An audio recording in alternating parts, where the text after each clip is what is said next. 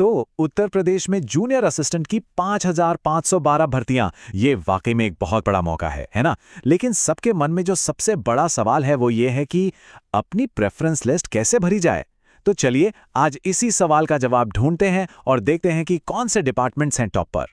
तो वही सबसे बड़ा सवाल कि इन 5,512 भर्तियों में सबसे अच्छा विभाग आखिर है कौन सा? देखिए, ये सिर्फ एक लिस्ट भरने की बात बिल्कुल नहीं है। ये एक ऐसा फैसला है जो आगे चलकर पूरे करियर की दिशा तय कर सकता है। तो चलिए इस पहेली को मिलकर सुलझाते हैं। हमने एक्सपर्ट्स की राय और जो हमारा सोर्स मटेरियल है उसके आधार पर टॉप 8 विभागों की एक रैंकिंग तैयार की है। हम शुरू करेंगे नंबर 8 से और रिवर्स काउंटडाउन करते हुए नंबर 1 तक पहुंचेंगे। इससे ये फैसला लेना काफी आसान हो जाएगा कि किसे चुनें। तो चलिए शुरू करते हैं अपनी गिनती।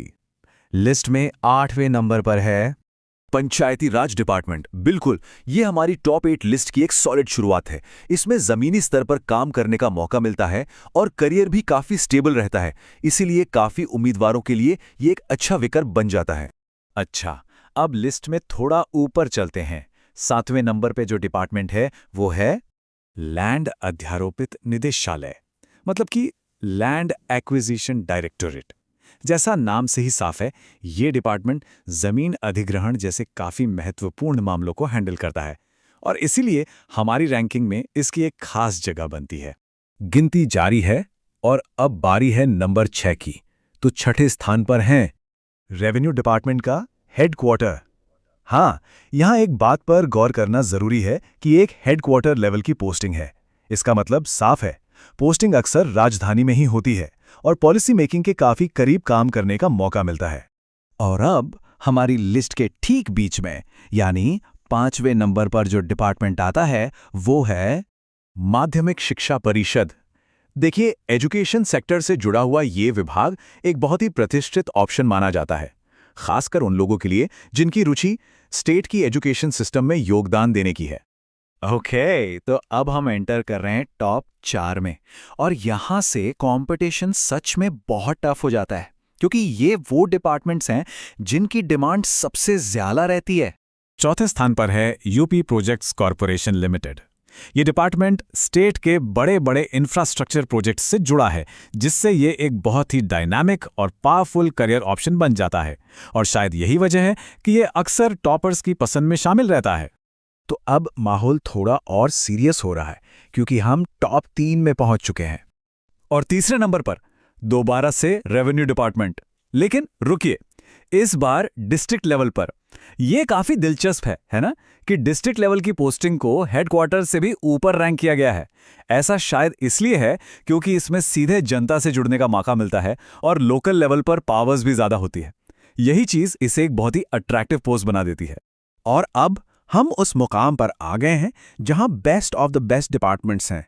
ये हैं एलीट टियर के टॉप 2 डिपार्टमेंट्स। तो चलिए अब पर्दा उठाते हैं उन 2 विभागों से जो इस लिस्ट में सबसे ऊपर, सबसे टॉप पर हैं।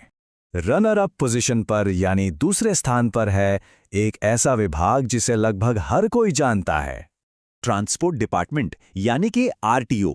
हाँ, इसे एक बेहद पावरफुल और प्रतिष्ठित पोस्ट माना जाता है। इसका सीधा संबंध आम जनता से होता है और बिल्कुल यही वजह है कि ये टॉपर्स की पहली पसंदों में से एक होती है। और अब वो पल जिसका सबको इंतजार था, नंबर 1 का ताज आखिर किस डिपार्टमेंट के सर सजता है? कौन सा है वो विभाग जो हर कैंडिडेट का सपना होता है? हमारे सोर्स मटेरियल के मुताबिक इस विभाग के बारे में कहा जाता है कि ये क्रीम है, सोच से भी परे।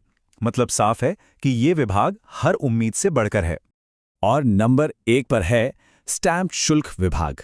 जी हां, स्टैम्प ड्यूटी ऑफिस। ये विभाग इस लिस्ट में अनडिस्प्यूटेड नंबर 1 है।